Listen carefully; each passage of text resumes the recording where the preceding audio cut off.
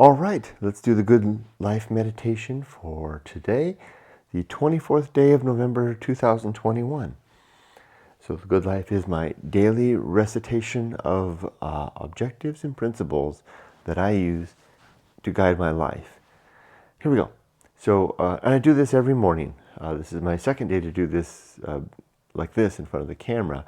Typically, I do it while I'm walking my dogs, always aloud, and I try to go slowly and carefully, although I'm guilty sometimes of doing it a little too quickly.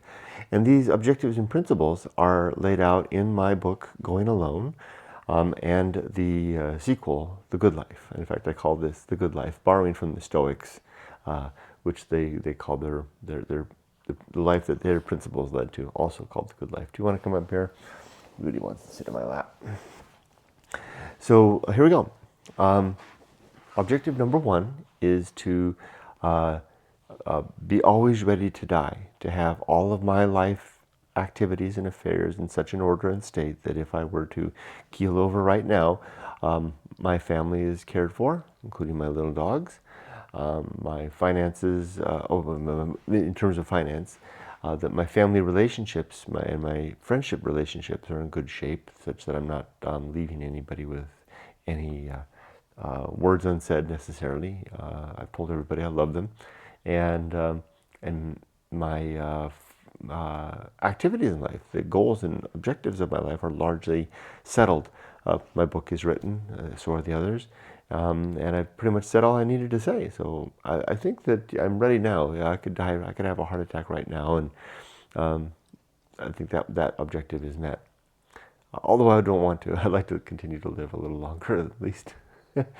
Number two is the good and effective use of time, to not waste the time that I have, but to utilize it well towards good ends. To I like to say, there's no time in my life for reruns. To never watch a movie twice. There's just so many other movies unseen. To not fritter the hours away. To make good use of them. Number three is to develop and maintain good and sound life principles. It's important that they're both good and sound.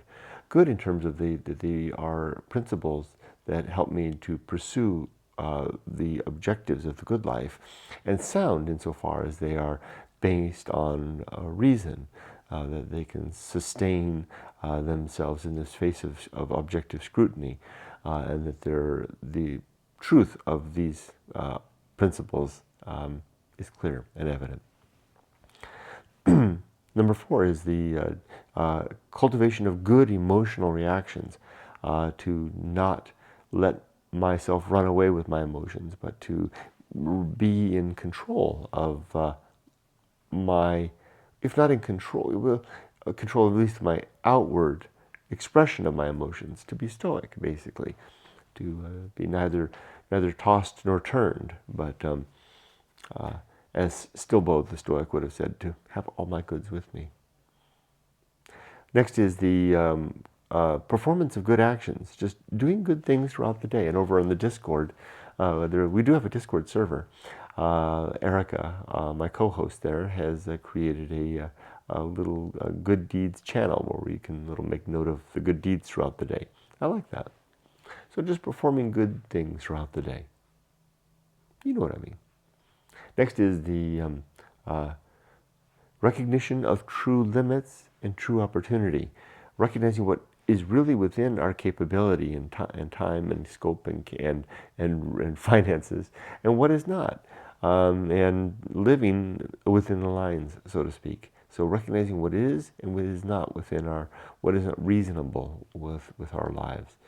That's a deep one. I could go long on that one. It's one that I've struggled with all my life, as I tend to not live within neither my means nor my capabilities, pushing envelopes in many cases, keeping me broke, and yet, and also keeping me humble.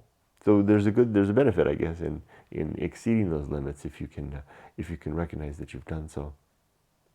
Next one is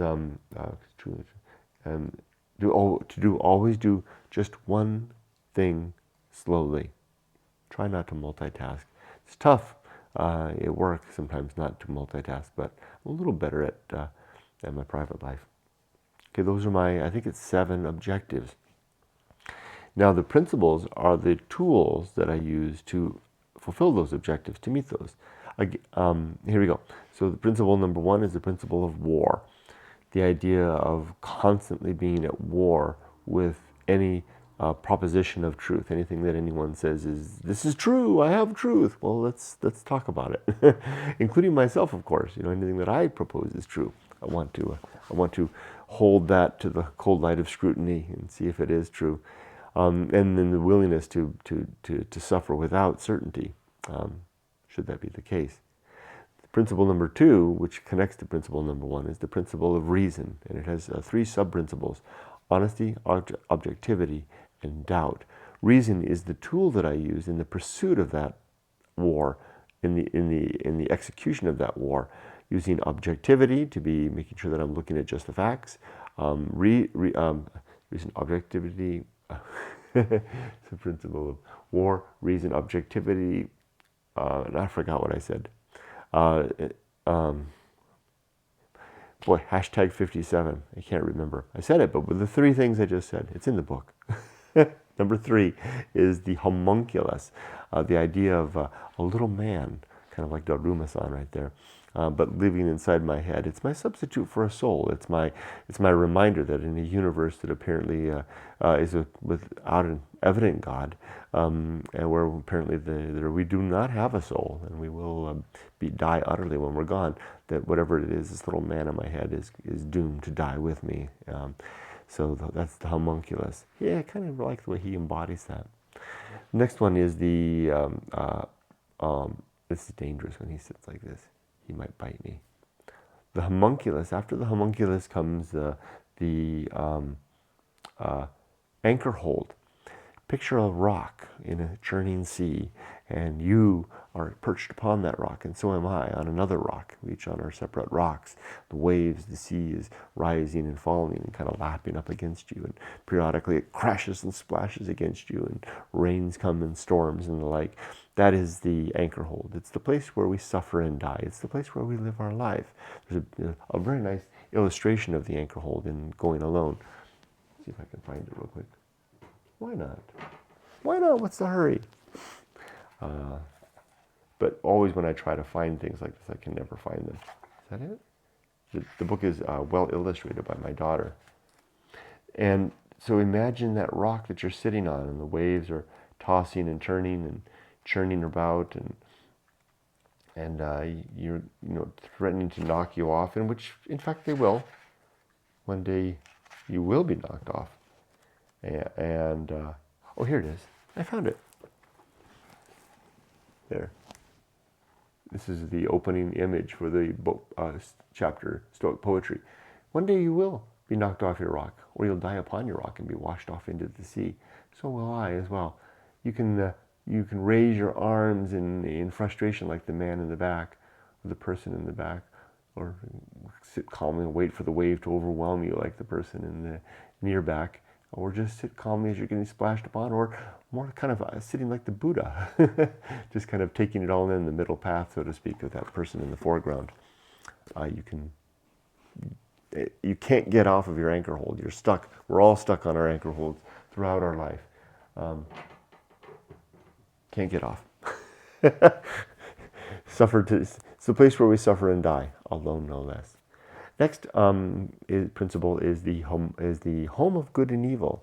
It's the catalog of right and wrong that is written in chalk above our heads. I picture the homunculus in the head writing in chalk upon the inner side of my skull. I got this idea from the writing bridge in Siberia. That's Siberia. That's the picture near Siberia on the cover there, where I wrote the objectives and principles of the good life as I wrote them under the bridge. Next is the principle of purpose. We all have no purpose, except maybe biology to get our genes into the next generation. That's why it's so satisfying to have children, or at least a child, in life. Because when you get to be my age and you realize, what was it all about? Well, at least you've you've fulfilled biology's mandate and put your genes into the next generation. So there's three sub principles of purpose: biology, which I just talked about; virtue, and mission. Virtue is the pursuit of a virtuous life, making the world a better place. Mission is whatever personal mission we're going to have underway in life.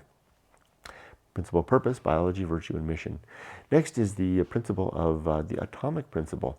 Everything is made of bits and pieces, flowing and changing and forever transforming. What I just did there, that little bit right there, that's my stock in trade every time I do this. When I'm really in a hurry, I have to do the good life in the morning.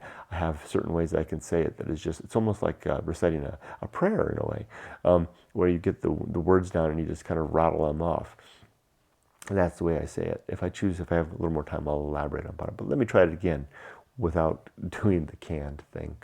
The atomic principle is the idea that everything is made of bits and pieces, atoms, and that this constitution that I have right now, these various atoms of thing and compounds and molecules and everything that I am, will soon fall apart when I die, be burned up, decomposed, or rot in the ground. But will be reused. They'll still be around, but I won't. And so it's the atomic principle is my reminder that I'm just this composition of things for a short while longer, and I will be gone, the thing that is Kurt, but this stuff won't. As Einstein said, matter and energy can either be created or destroyed. I think it was Einstein that said that. Next is the principle, after atomic principle, is the principle of nature. Everything has a particular nature. I usually like to pull something out of the air and remind myself of what that is. The books up here, these are the collected works of Dr. Johnson. These books are almost 200 years old. Those books have a nature of holding in state ideas available to be consumed by anyone who knows the code. The nature of this dog down here is that he's hungry and he wants his, come on, you want to come up here? Come on. He wants his breakfast. Come on, you want to jump up here? You want to join us? After the principle of nature, so now I feel an urgency. This comes from one of my other principles, which is temperance, to temper the energy, to temper all emotions, all activities. Slow down. One thing slowly, Kurt. Come here, you. Yes. So after atomic principle, the principle of nature, and then the pirate ride. The pirate ride is the idea that we don't have any free will, that we're basically, it appears that we do, but I would propose that we can make any choice that we want, but we could never have made any choice other than the one we did. That we are like a dominoes falling through an eternity of time, at least since the start of the Big Bang. And that basically the choices that we make, it's a strange thing. We can choose, but we couldn't have made any other choice than the one we did. So it's kind of like the reason I call it the pirate ride is it harkens to the ride at Disneyland, the Pirates of the Caribbean. The pirates are, the automatons are up there, R-A-T. They're just doing it over and over. They kind of appear like they're in motion, they appear like they're doing the thing, but we all know better. Likewise, you and me, I think. Next is pirate ride is the atomic principle of nature, the pirate ride, maturity, and two sub-principles, wisdom and fortitude. Maturity is gained when we learn from the experience of our life. That's where the wisdom comes in. But it's only useful if we have the fortitude. Come on. There, now I got two dogs. If we have the fortitude to not make our mistakes, to not repeat our mistakes. So that's why wisdom has those two elements. And I have to make sure these two are not too close. Like I said, the white one bites. So then after that comes, I'll feed you in just a second. We'll go down in just a second. So I think I'll probably pop into my rushed mode. So after wisdom, maturity comes wisdom and fortitude. Then comes temperance, which has three sub-principles: suffering, simplicity, and apathy. Temperance is our control of all things, our emotions, tempered consumption of work, play, food, drink, sex, whatever. After that comes the Feast of Offal. The Feast of Offal is what happens when we lose control and we rail at the world. Matey, no, oh gosh, darn the gash dang, all that stuff. And we hurt others. We make a scene. And they consume that. They see us upset, and then they consume it, and they kind of get upset in their own turn, and then they go to work, and then let it out at their coworkers, who then in turn let it out at home when they go home. You see, it's this feast, it's this bounty, this banquet that we're all consuming of offal, the waste and byproduct of the butcher's art. But it's, instead of being tongues and livers, it's anger and upset through the expression of our intemperate living. Okay, so then now comes distraction. We are the principle of distraction. Pause. Principle of distraction suggests that we keep ourselves busy so that we don't have to apprehend and see the awful fact of life, that death is coming very soon for all of us, and is eternal, nothing afterwards, and the emptiness, the yawning emptiness, the same nothing that existed before we were born, that we'll never have any relief from, that we'll never find ourselves out of. That's what we distract ourselves. We distract ourselves through work and play and romance and drama and watching television and eating too much food, or whatever the case may be. Whatever it is, distraction. What are we distracting ourselves from? This is the next principle. We're distracting ourselves from something I call the Great Indifference, which again is covered in my book, Going Alone. It is actually the centerpiece. It is the theme of the book. The Great Indifference is this thing that is out there, that emptiness. If you go far enough alone into the empty desert, you will discover a universe that is apparently doesn't give a damn. And that's what we're trying to keep ourselves from finding through all that distraction. Next is the next principle is the best seat in the house. Hey, this is a pretty good seat right here with two dogs. It is actually a pretty good seat, and it's actually one of the only seats in the house. The best seat in the house is the idea that of not wanting to be anyone else, be anywhere else, or be doing anything else, but to be okay with who I am, where I am, and what I'm doing right now in this moment. It's a tricky thing to do, but it's a principle. It's something I'm striving for. After that comes the Path of Wildness. It's easy to find. The course of a stream, leaves blown in the wind, a beast's track through the brush, and the direction of our first inclination. That is the Path of Wildness. It is the endeavor to move forward into and through challenging life. And when we're not sure about what to do, and we collect the facts, but we're still not sure what to do. We don't know, but time has come to make that decision. It is then lead with our first inclination, our gut instinct, and go forward. Maybe off the edge of a cliff, but it's still forward motion, which is worthwhile. Remember, there's not much time left for it. Okay, that's the Path of Wildness. Next is the risk. The next principle is the risk of avoiding risk. There are two main types of risks in life: the deep level risks and the surface level risks. The surface level risks are the risks of getting an education, finding a spouse, having children, getting a house, settling a life, right? I mean, it's the stuff that it's hard, but with a little bit of effort, just about anybody can do it. I know there's some people who can't, and I do have sympathy for that. But relative to the deep risk is the harder one. It's the risk of not availing yourself of the advantage and the opportunity of this life. It's the risk of not actualizing whatever it is that you are, whatever your nature is, and choosing to forestall or to postpone your deeper living. In pursuit of the surface level risks, right? So you may wind up at my age with that settled home, that career, ready for retirement. The children are grown, but what else? What else is there? And then to be not in a position to do much of anything because you're too old, tired, and run down. It's a real risk, right? And then to end your years in that safe and comfortable environment, but having never really explored or become the person that you might have been. It's a tricky thing to balance both of those, to get to collect the rewards of the deeper level risks of life, of the surface level, and then to also pursue the deep one as well. Very difficult thing to do. I haven't been able to do it. This is why I have to work. I'll have to work for a long time. Okay, that's it. It says risk of avoiding risk. And next one is the sin and damnation. Sin. What's sin, Kurt? You don't believe in God. That's true, but I do believe that there are sins.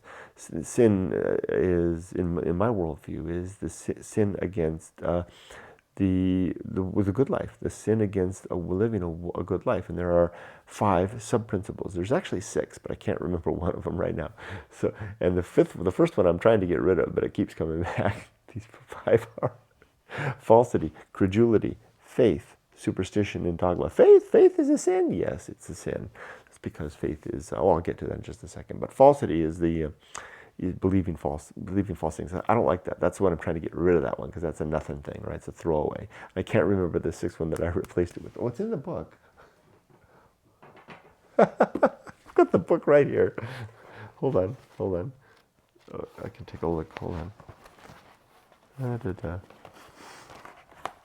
Silly old man.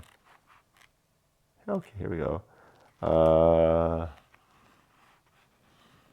blah, blah. See, all the principles that I'm talking about, they're all laid out here in a chapter called The Good Life. So everything that I'm talking about right here is in the book. And this book is available on Amazon if you want a copy. Okay, here we go. Oh, here we go. The sub-principles are, here we go. Hope, credulity, faith, superstition, and dogma. That's right. I got rid of falsity because I couldn't really figure what the hell it meant.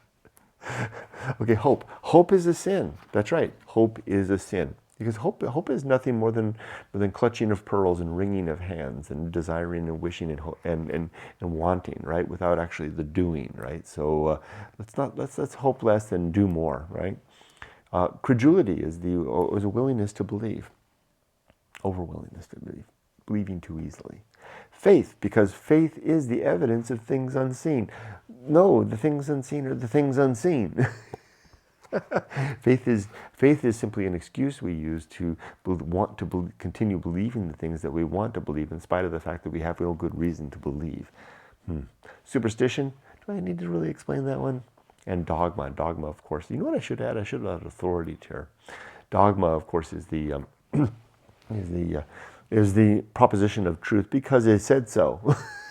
No, that's authority. Dogma is the proposition of truth because everybody in the past did that too, so we should too, right? I really should add authority to that list. The next one is complete oblivion. We're getting near the end. Complete oblivion is the idea that once we're dead, there's no final reunion, no final reconciliation, and no final justice. No final reunion with the ones we left behind.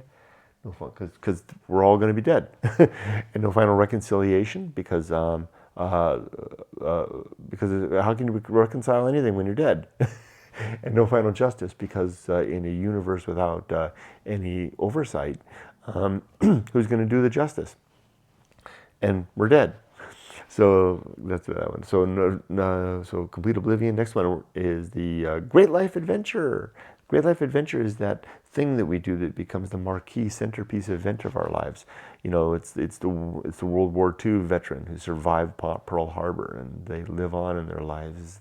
The patriot that did that. You know, they wear the little hat and they've got the sticker and the license plate thing, and they talk about it all the time with the veterans and stuff like that. You know, it's their centerpiece thing, right? It's another one is the football hero that scored the winning touchdown that lives on that all of his life, or the person that climbed Mount Everest, or got an MBA, or wrote a book, or whatever it is. That's the Great Life Adventure, is that centerpiece event in our life that kind of forms our character and becomes the nucleus of who we are, at least who we are when we're in the pursuit of that. Remember the purpose, the principle, the good and effective use of time, or the purpose, which is the fame, right? Whatever that is. Fame simply being not fame like as in celebrity, but fame in terms of what is it we did in life, right? Kind of mucked that last one up. Almost done here. The last, closing in on it, the great life, the season of philosophy. The season of philosophy is the time of life to record what we've learned along the way, to chronicle it down as in whatever way we want to, writing, painting, vlogging, whatever it is, the chance to say our word, to fill a shelf on the bookshelf of our stuff. I really should do that. Maybe I should make that second shelf, the bookshelf like that. Anyway, that's the season of philosophy. Watch out, because if you wait too long to write the words down or to record them in some way, you may be in danger of losing. You will lose the words. They will, or at least change. But you may become too old, frail, and fragile and tired to actually have the energy to do it anymore. And again, the opportunity is lost. So strike while the iron is hot, so to speak, right? Right when the words come, right when the muse speaks. Now next is the bullseye aim. The idea that we strive for the mark but usually miss, and to remember that fact when we in fact miss. Next is uphill climb. Life is an uphill climb. It is a struggle. It is a release. It is a it is a forward motion, an exhausting forward motion. Next is the arena and utility. Life is an arena for the development, for the experience of life and the development of principles and objectives that we can use, which are our utilities. They hang like tools on a utility belt. Arena and utility. We're all in the gladiators form at all time, executing our art. I think that's two more, right? Maybe one more. Bullseye aim, uphill climb, arena utility. Oh yeah, one more. Nothing is enough. All that stuff that we're after, all those things, for so few of them give any real lasting satisfaction. Yet, nothing is strangely enough in some ways. Can't get by with nothing. We can't live very long. It's cold outside these window walls, so I need something to keep me alive and warm and safe and to support my family. But in fact, nothing is better. Nothing is enough. And with that, 27 minutes in, I'm going to go ahead and stop and turn the camera off. I'll go feed my boys, and we'll begin the day. I wish you all the best. Remember, be safe, but not too safe. Take care.